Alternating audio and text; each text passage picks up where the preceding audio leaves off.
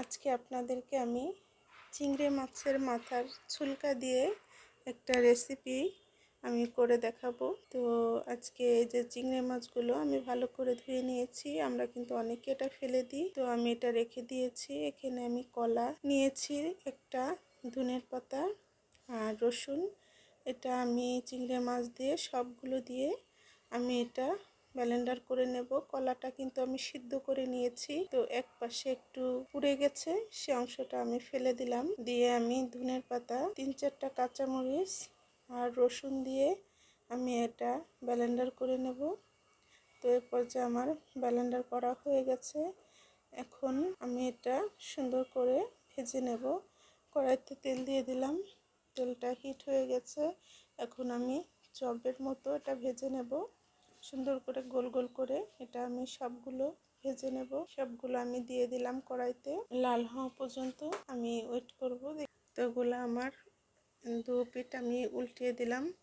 উল্টানো হয়ে গেলে দু পিঠ যখন লাল হয়ে যাবে, একটু শক্ত হলে নামাবেন, যেন পুরোটা একটু বেশি করে ভাজা হয় তখন নামাবেন। একটু অল্প থাকলে হলে হবে কি, রান্না করতে গেলে এটা খুলে যাবে যখন আপনি পানির মশলার মধ্যে দিবেন।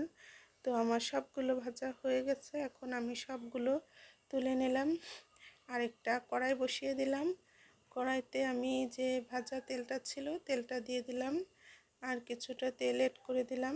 দারচিনি, এলাচ, তেজপাতা দুটো দিয়ে আমি এটা হালকা একটু নাড়াচাড়া করে আমি এর ভিতর কিছুটা পেঁয়াজ দিয়ে দিলাম। পেঁয়াজটা যখন একটু নাড়াচাড়া করার পরে একটু ব্রাউন কালার হয়ে গেলে আমি আদা 1 চামচ দিয়ে দিলাম। 1 চামচ রসুন।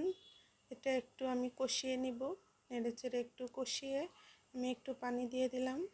পানি দেওয়ার পরে আমি হলুদ দিয়ে দিলাম, মরিচ দিয়ে দিলাম একটু ধনের গুঁড়ো দিয়ে এটা আমি সুন্দর করে একটু নাড়িয়ে চেড়ে যখন তেলটা ফুটে আসবে, আমি এখানে একটা টমেটো আমি ব্লেন্ডার করে নিয়েছিলাম, এটা দিয়ে দিলাম।